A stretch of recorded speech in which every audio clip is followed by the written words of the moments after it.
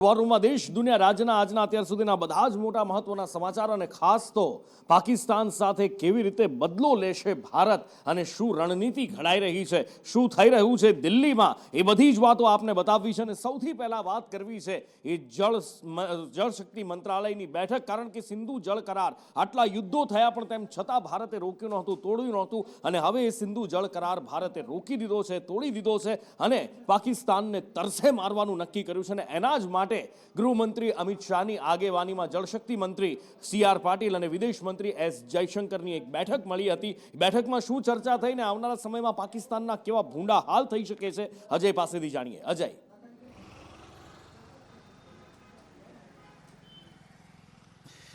जी नुपुर, जब से पहलगाम में आतंकवादी हमला हुआ है तब से भारत सरकार की तरफ से सिंधु जल संधि को लेकर के ये तीसरी बैठक है जो गृह मंत्री अमित शाह के आवास पे हो रही है, जिसमें न सिर्फ जल शक्ति मंत्री जो हैं CR पाटिल मौजूद हैं बल्कि विदेश मंत्री S जयशंकर मौजूद हैं और इसके अलावा जो आला अधिकारी हैं जल शक्ति मंत्रालय से जुड़े हुए, ये सारे लोग यहाँ पर मौजूद हैं।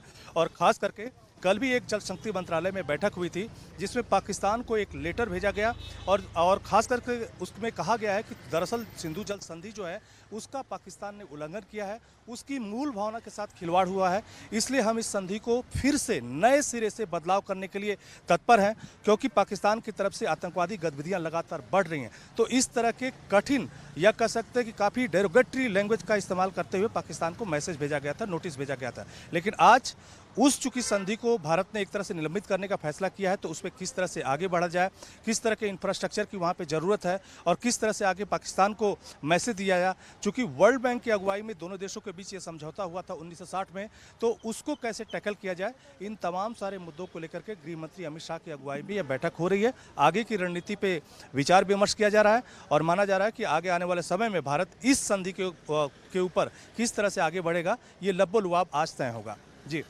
પહેલગામમાં જે થયું, જે આતંકીઓ દ્વારા હીન હરકત કરવામાં આવી, એ નીચ કૃત્ય પાકિસ્તાનનું અને એ પછી પાકિસ્તાન સામે આખા દેશમાં જુવાળ ફાટી નીકળ્યો છે, ક્રોધ અને આક્રોશ ફાટી નીકળ્યો છે। ગૃહમંત્રી અમિત શાહે પણ દરેક રાજ્યના મુખ્યમંત્રીઓ સાથે વાત કરી અને જેટલા પાકિસ્તાનીઓ હોય દેશમાં બધાને હાંકી કાઢવા માટેની વાત કરી છે અને એ જ આદેશ ઉપર અમલ પણ થઈ રહ્યો છે। ગુજરાતમાંથી કેટલાય પાકિસ્તાનીઓને હાંકી કાઢવામાં આવ્યા છે, કેટલાયની શોધખોળ ચાલી રહી છે અને કેટલાયને હાંકી કાઢવામાં આવી રહ્યા છે, કેટલાયને શોધવામાં આવી રહ્યા છે અને આવું જ કંઈક અત્યારે મહીસાગર જિલ્લામાં પણ થઈ રહ્યું છે। અલગ અલગ જિલ્લામાં બાલોસિનોરમાં એક પાકિસ્તાની નાગરિક ઝડપાયો છે, એની સાથે સાથે જિલ્લામાં હજી બીજા કેટલા પાકિસ્તાની નાગરિકો છે, ક્યાં છે, એની તપાસ કરવા માટે પોલીસને આદેશ આપી દેવામાં આવ્યા છે। સરકાર સતર્ક બની છે ને આપ જોઈ શકો છો તે પ્રમાણે મહીસાગર જિલ્લાના કારણકા ગામની પણ છેલ્લા કેટલાક સમયથી રહેતા પાકિસ્તાની નાગરિકો સામે પોલીસ દ્વારા હાલ જે છે અહીંયા કાર્યવાહી કરવામાં આવી રહી છે। પોલીસ અહીંયા કારણકા ગામે પહોંચી અને જે પાકિસ્તાની નાગરિકો છે કે કેમ તેની ચકાસણી કરી રહી છે। જોકે જિલ્લા પોલીસ દ્વારા સતર્કતાના ભાગરૂપે કહી શકાય, સુરક્ષાના ભાગરૂપે કહી શકાય તેમ તુરંત જ અહીંયા કારણકા ખાતે આવેલી મસ્જિદની અંદર જે પણ પાકિસ્તાની નાગરિકો છેલ્લા કેટલાક સમયથી રહે છે તેની પૂછપરછ કરવામાં આવી રહી છે કે આ નાગરિકો છેલ્લા કેટલાક સમયથી અહીંયા રહે છે તેમજ તેમના દ્વારા કયા પ્રકારની અહીંયા ગતિવિધિ કરવામાં આવે છે। સમગ્ર બાબતે હાલ તો જિલ્લા પોલીસ દ્વારા તપાસનો ધમધમાટ શરૂ કરવામાં આવે છે। કૌશિક જોશી, સંદેશ ન્યૂઝ, મહીસાગર। પાકિસ્તાનીઓને હાંકી કાઢવા માટે દરેક રાજ્યમાં કામ થઈ રહ્યું છે। એક પાકિસ્તાનીને શોધવામાં આવી રહ્યો છે, કોઈ પણ રીતે કેમ ના આવ્યો હોય, કોઈ પણ કારણસર કેમ ના આવ્યો હોય, એને પાકિસ્તાન મોકલવામાં આવી રહ્યો છે, ભારતના સીમાડા વટાવી દેવામાં આવ્યા છે અને એક શોધી અને જ્યારે વાત થઈ અટારી બોર્ડર ઉપર કેટલાક પત્રકારો સાથે વાતચીત થઈ હતી જેમને પાકિસ્તાન મોકલવામાં આવી રહ્યા હતા, અલગ અલગ કારણ આપી રહ્યા હતા, પણ આ જે પણ અત્યારે પાકિસ્તાનના નાગરિકો ભોગવી રહ્યા છે, ભારત સરકાર પણ ક્યારેય કોઈને રંજાડવામાં, હેરાન કરવામાં માનતી નથી। ભારત તો એ દેશ છે જે વસુધૈવ કુટુંબકમમાં માને છે, પણ જ્યારે ભારતની આ શાંતિ, ભારતના સૌહાર્દને, ભારતની કમજોરી સમજી લેવામાં આવે ત્યારે ભારતને પણ ઈંટનો જવાબ પહાડથી આપતા આવડે છે અને એની જ સાબિતી અટારી બોર્ડર પર દેખાઈ રહી છે કે જ્યાંથી પાકિસ્તાનીઓને એમના નાપાક વતન પાછા મોકલવામાં આવી રહ્યા છે। तो हमारा वीज़ा 27 तारीख को ख़त्म हो रहा था। हमने पहले से बनाया हुआ था प्रोग्राम कि हम 25 को निकल जाएंगे। तो आज इसलिए हम आ गए। इसका हमें बहुत अफसोस है। यहाँ के पता चला कि ऐसी सिचुएशन है। बहुत अफसोस है। कहते हैं ये इस्लाम, कहते हैं हम इस्लाम के लिए लड़ रहे हैं, आप समझते हैं इस्लाम? नहीं, ये इस्लाम नहीं करते, इस्लाम के लिए आपका नाम क्या है? मेरा नाम आयशा। अच्छा जी, आप बताइए जो ये हुआ है हालात में गलत हुआ है बहुत। मासूमों की जाने ये जैसे आज आप धर्म देख के मारा गया है। नहीं, गलत है ये। ये आपसे कौन क्या लगते हैं? ये मेरी बच्ची है और ये नवासे हैं।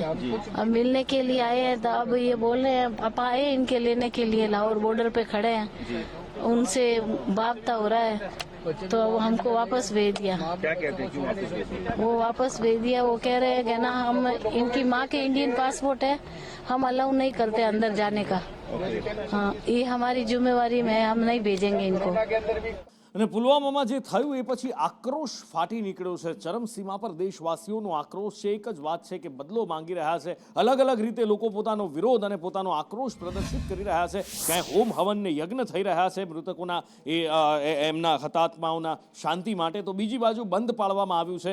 દિલ્હીથી લઈ અને ગુજરાત સુધી એ જોવા મળી રહ્યું છે, ક્યાંક રેલી કાઢવામાં આવી રહી છે તો ક્યાંક બંધ પાળવામાં આવ્યા છે। પછી એ દિલ્હી પણ કેમ ના હોય, એ ગુજરાત પણ કેમ ના હોય।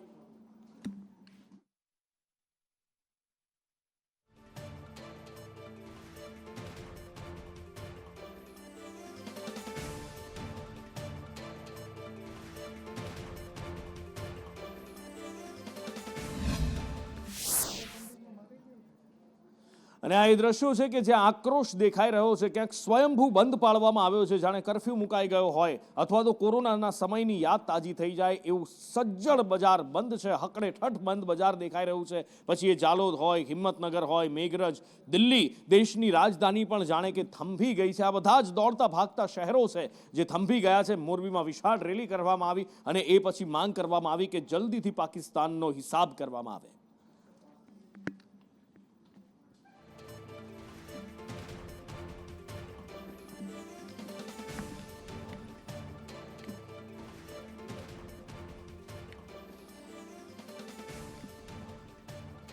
અને આ જે પહેલગામમાં ધર્મ પૂછી અને લોકોને મારવામાં આવ્યા છે, એમને પહેલા પૂછવામાં આવ્યું છે કે હિન્દુ છે કે કેમ, મુસ્લિમ છે કે કેમ, અને કેટલાક કિસ્સાઓ તો સાહેબ કદાચ બોલતા આપણી જીભ થોથવાઈ જાય। સુન્નત જોઈને ગોળીઓ મારવામાં આવી, કોઈ હદ બાકી નથી મૂકી પાકિસ્તાનીઓએ। ત્યારે એક હિન્દુસ્તાની અત્યારે આક્રોશિત છે, એક શહેરમાંથી આક્રોશ બહાર આવી રહ્યો છે। એ હિન્દુસ્તાની છે, પછી એ હિન્દુ હોય, સનાતની હોય, એ પછી મુસ્લિમ હોય, ક્રિશ્ચન હોય, દરેક જ્ઞાતિ જાતિના લોકો એક જ સૂરમાં એક જ વાત કહી રહ્યા છે, પાકિસ્તાનનો ખાત્મો કરવામાં આવે। અમદાવાદ અને સુરતમાં આજે જ્યારે નમાઝ પડવા માટે, જુમ્માની નમાઝ પડવા માટે મુસ્લિમ બિરાદરો પહોંચ્યા હતા તો હાથમાં કાળી પટ્ટી પહેરીને પહોંચ્યા હતા, પાકિસ્તાન હાય હાયના નારા પણ લગાવ્યા હતા। આતંકવાદી ઘટના જે જમ્મુ કાશ્મીરમાં બની, સમગ્ર દેશનો 25 કરોડ મુસ્લિમ સમાજ એનો વિરોધ કરી રહ્યો છે અને ગુજરાતનો પણ 70 લાખ મુસ્લિમ સમાજ આજે કાર્યક્રમ માત્ર આ મસ્જિદમાં નથી, કચ્છથી લઈ નવસારી ને નવસારીથી દાહોદ ને ત્યાંથી અમીરગઢ સુધી તમામ જગ્યાઓ પર કાર્યક્રમ છે। આપ આપણા મીડિયાના મારફતે તપાસ કરી શકો છો। એટલે બહુ એક સારી જાગૃતિની નિશાની દેખાઈ આવી છે। પાકિસ્તાનના કુકર્મોની સજા, એની નાપાક હરકતોની સજા મુસ્લિમ સમાજ, હિન્દુસ્તાની મુસ્લિમ સમાજને ભોગવવાનો વારો આવે છે। અમારી પ્રતિભાની પર એની પર લાછન લાગતું હોય છે। એટલે બહુ જ સારી બાબત એ થઈ કે ઇતિહાસમાં પહેલી વખત જમ્મુ કાશ્મીરના લોકોએ મસ્જિદના માઇક ચાલુ કરીને આ આતંકવાદી ઘટનાને વખોડી છે અને એમણે એવું કીધું છે કે લાલ ચોકમાં આતંકવાદીઓને લાવો, અમે એમને ફાંસી ચડાવીશું, આમની સામે જે છે કેસ પણ ના ચલાવવો જોઈએ, सीधा જ એમને एनकाउंटर। और जो 2 दिन पहले जो भी पहलगाम में जो घटना हुई है उसकी हम लोग कठोर शब्दों में निंदा करते हैं और इसका विरोध व्यक्त करने के लिए और शोक व्यक्त करने के लिए हमने आज काली पट्टी बांध के नमाज पढ़ी है और अल्लाह से दुआ भी की है कि जो भी मृतक है उनके परिवारों को संवेदना मिले और जो भी सरकार निर्णय ले रही है, सबसे अच्छा काम हमको ये सरकार का लगा कि सर्वदलीय जो बैठक हुई, सारे दलों को बैठा करके एकमत जो फैसला लिया गया उसके साथ हिंदू, मुसलमान, सिख, ईसाई हम सब एक साथ खड़े हैं और जो फैसले लिए गए उससे भी कठोर फैसले लेने की जरूरत है। યાત્રા કાઢી અને સીતાનગર ચોક ખાતે આતંકવાદીના પૂતળાને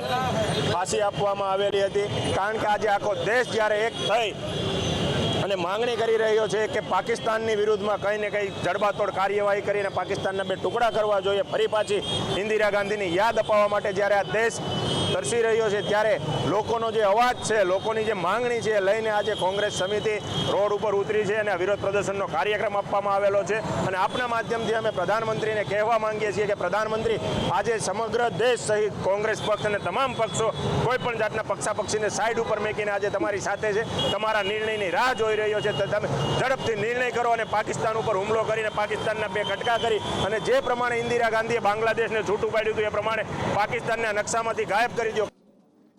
અમદાવાદના બોપલમાં આવેલી એક સ્કીમ છે ઓર્કિડ એલિગન્સ, અને આ ઓર્કિડ એલિગન્સમાં અત્યારે રહીશો દ્વારા વિરોધ પ્રદર્શન કરવામાં આવી રહ્યો છે. માંગણી કરવામાં આવી રહી છે કે એમના પૈસા એમને પાછા મળે, કારણ કે ચેરમેન દ્વારા ઉચાપતના ચેરમેન અને સેક્રેટરીએ ઉચાપત કર્યાના આક્ષેપ લગાવવામાં આવી રહ્યા છે.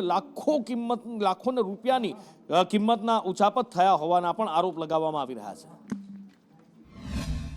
છેલ્લા 7 વર્ષમાં જે જોવામાં આવ્યું છે કે એક કહેવાય ને આપખુદશાહી ચાલુ થઈ ગઈ છે.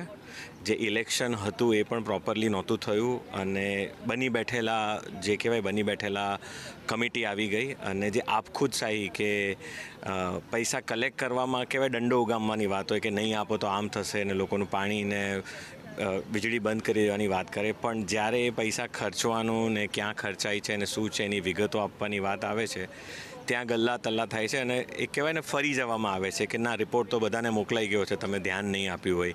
એજીએમ તો થઈ જ હતી. છેલ્લા 7 વર્ષથી કોઈ પણ જાતની એજીએમ નથી થઈ. છેલ્લા 7 વર્ષથી કોઈ પણ જાતનો ઓડિટેડ રિપોર્ટ નથી આવ્યો. છતાં પણ એમ કહેવાય કે આ છે જ એક પહેલો પ્રોબ્લેમ. બીજો પ્રોબ્લેમ છે કે આ બધી વસ્તુ માટે અમારે ત્યાં કોઈ પ્લેટફોર્મ નથી, કોઈ ફરિયાદ બુક કે કોઈ જાતનું મીટિંગનો કોઈ પ્લેટફોર્મ નથી. તો એક જ પ્લેટફોર્મ અત્યારના જમાનામાં અવેલેબલ છે, સોશિયલ મીડિયા, દેટ ઇઝ અમારા જે વોટ્સઅપના ગ્રુપ છે. તો જ્યારે વોટ્સઅપ ગ્રુપમાં કોઈ પ્રોબ્લેમ રેઇઝ કરે છે તો એને પર્સનલી ધમકાવવામાં આવે.